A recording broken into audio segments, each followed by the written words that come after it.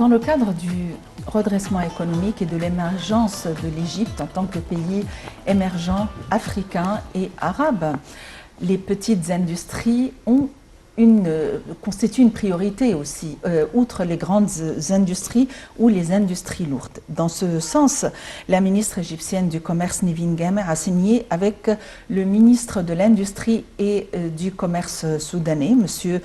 Madani Abbas Madani, vendredi dernier à Khartoum, un protocole d'accord sur les petites industries. Donc, le Soudan va profiter de l'expertise égyptienne dans ce domaine. L'échange est très important de par notre voisinage et nos frontières communes. Et tous les pays ont leurs points forts et ont leur expertise, et l'échange est toujours très enrichissant. Pour nous donner plus d'éclaircissements quant au contexte même des petites industries et de l'importance de cet accord et de l'échange égypto-soudanais, nous avons le plaisir d'avoir en ligne Dr Amr Saleh, qui est expert en économie. Dr Amr Saleh, bonjour et bienvenue avec nous. Bonjour, je suis tout d'abord professeur d'économie politique et ancien conseiller à la Banque mondiale, et c'est toujours un honneur d'être avec vous. Bonjour, monsieur Dr Amr Saleh. Docteur Amr Saleh, si on parle des relations entre l'Égypte et le Soudan, bien sûr, ce sont des relations historiques, deux pays vraiment qui sont liés par plusieurs facettes. Point de vue économie, et actuellement ce nouveau projet d'échange en ce qui concerne les petites entreprises et également l'encouragement de jeunes entrepreneurs, c'est un domaine ou un volet dont l'Égypte vraiment possède une expérience à donner à ses confrères et à ses voisins. Quels seront les points marquants d'un tel accord entre l'Égypte et le Soudan concernant précisément ce projet de micro aux petites entreprises? Tout d'abord, les relations entre les deux pays que l'on considère comme un seul pays, car vous savez que l'Égypte et le Soudan étaient auparavant un seul pays avec une seule gouvernance. Donc nous considérons le Soudan comme le sud de l'Égypte, si vous voulez, une partie de l'Égypte. Les relations économiques sont très étroites, très fortes. Les relations culturelles et les relations entre les deux peuples, entre la société soudanaise et les sociétés égyptiennes est très ancienne, très forte. Vous savez, il y a des mariages communs, énormément de mariages communs entre les deux familles, je dirais. Vrai, oui. Et les relations économiques font partie de ces relations très étroites entre les deux pays. Vous avez aussi le Conseil d'affaires égypto-soudanais qui est un noyau de développement des relations économiques entre les deux pays, qui fonctionne très bien. Et puis vous avez aussi, à ne pas oublier, les visites que le président Fattah Sisi avait effectuées, et puis la normalisation des relations depuis l'arrivée au pouvoir du président Fattah Sisi avec le Soudan, et la restauration et l'établissement d'un nouveau régime, je dirais, démocratique, prospère, avec beaucoup d'espoir pour le Soudan. Donc, ces entretiens entre le ministre égyptien du Commerce, Nivine Gemer, et ses homologues soudanais, intervient, comme vous l'avez dit, dans le cadre de la construction de relations, ce qu'on appelle technical assistance, des aides techniques, d'expertise technique pour le Soudan dans le domaine des SMEs et des petites et moyennes entreprises. Et c'est vrai que l'Égypte a énormément d'expérience dans ce domaine, notamment après l'établissement et la création de nouveaux régions économiques, comme par exemple les régions concernant les petites industries au nord de l'Égypte, les projets dans l'Alamin, le Galel, tous ces projets, toutes ces infrastructures qui visent à établir des petites industries spécialisées dans des secteurs précis en Égypte.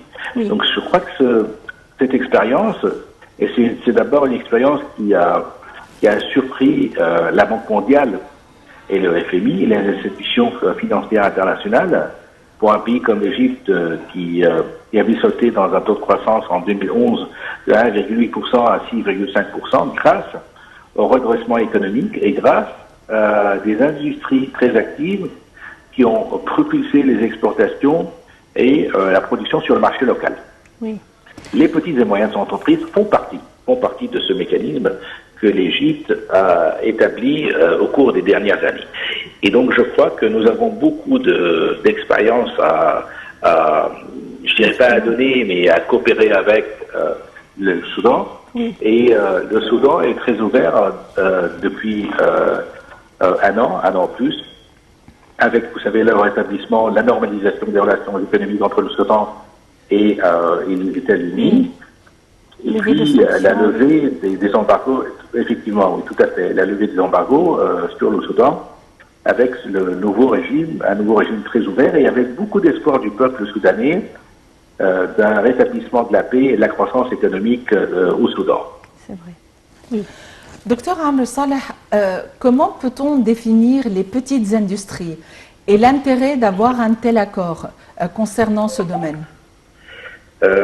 Question très importante, je vous remercie, car les petites industries représentent à peu près 97, 98 et jusqu'à 99% non seulement du pouvoir d'achat, mais de la force économique d'un pays. Et donc, quand vous parlez de petites industries, vous parlez de la force motrice d'une économie. Vous parlez aussi de cette machine qui est capable efficacement de la création d'emplois. Et puis, vous savez, dans des pays comme l'Égypte et le Soudan, vous avez besoin de la création d'emplois. La création d'emplois est un volet très important et crucial pour des populations qui sont constamment en croissance. Et donc, les petites et moyennes industries, non seulement en Égypte et au Soudan, mais dans la plupart des pays du monde, représentent la force motrice d'une économie. Et donc, propulser et créer une coopération et une conjoncture commune entre les deux secteurs dans les deux pays, je crois que c'est très sage, c'est même un peu savant, car à travers cette conjoncture et cette création commune de network entre les deux entreprises, les deux secteurs dans les deux pays, vous aurez beaucoup de chances de création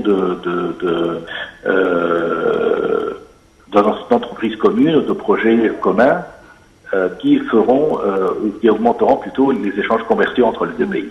Oui, mais docteur Amr Saleh, si on parle de ces petites entreprises ou ces entrepreneurs, ici en Égypte, on avait constaté il y a quelques années que c'était un genre de commerce ou d'industrie qui est en parallèle de tout ce qui est côté officiel, tout ce qui est connu. C'est pourquoi on a créé les procédures d'inclusion financière pour pouvoir non seulement encourager ces entrepreneurs, mais également pour pouvoir inclure les recettes dans le PNB égyptien. Et jusqu'à présent, on a franchi vraiment plusieurs pas en ce qui concerne cette inclusion financière. Comment l'Égypte peut-elle aider le Soudan à suivre les mêmes procédures puisque de ce qu'on a lu, le Soudan affronte le même problème qu'affrontait l'Égypte concernant ce genre de petites entreprises? Oui, tout à fait. C'est une formule très intelligente.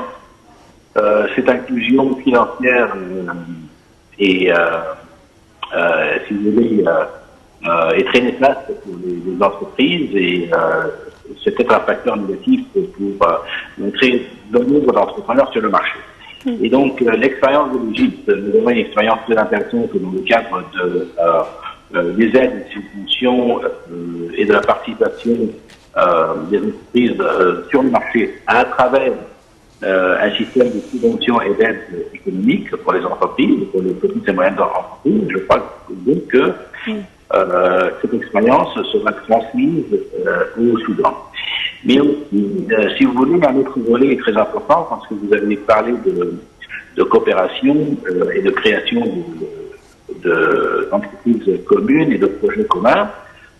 Je crois, et c'est peut-être un espoir, de donner un coup de pouce à ce secteur dans les deux pays. Pourquoi? Vous avez parlé d'entrepreneurs. C'est très important de parler des entrepreneurs, et vous savez que les entrepreneurs sont une lance de fer pour la relance économique et pour la conjoncture économique. Donc je crois que les entrepreneurs dans les deux pays ont beaucoup de chance et d'espoir à réaliser des projets communs et à travailler au Soudan et en Égypte comme dans un seul pays. Je crois que les entrepreneurs égyptiens ont beaucoup de chance de travailler au Soudan.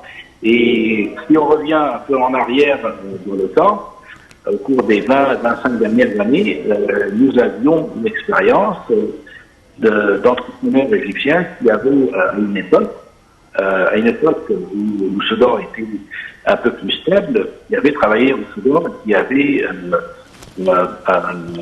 bâti et construit beaucoup de projets au Soudan très fructueux et des projets très importants. Et c'était des entrepreneurs. Et donc je crois que ouvrir la porte aux entrepreneurs égyptiens et soudanais pour travailler dans un seul marché, le marché égypto-soudanais, je crois que ça serait très très utile pour ces entrepreneurs. Docteur Amr Saleh, vous êtes professeur d'économie et ex-conseiller de la Banque mondiale. Merci d'avoir été avec nous aujourd'hui. L'économie égyptienne est une des plus grandes économies émergentes en Afrique et au Moyen-Orient. Des mesures relatives au redressement économique ont été entreprises, chose qui a permis de tenir bon, si on peut le dire, à la lumière de la pandémie. Nous sommes sur la bonne voie. Nous attachons énormément d'importance à nos confrères africains, à nos échanges avec nos voisins africains et arabes. Et on espère que tout aille pour le mieux. On l'espère bien et c'est pourquoi l'Égypte possède actuellement cette vision de l'Égypte 2030, un plan ambitieux et on est en train de le réaliser afin d'arriver et d'aboutir au développement durable, non seulement pour l'Égypte, pour la région et pour le continent africain en général. En attendant de voir les fruits de ce programme ambitieux, merci pour votre attention et passez d'excellents moments avec la suite de nos programmes sur NLTV International.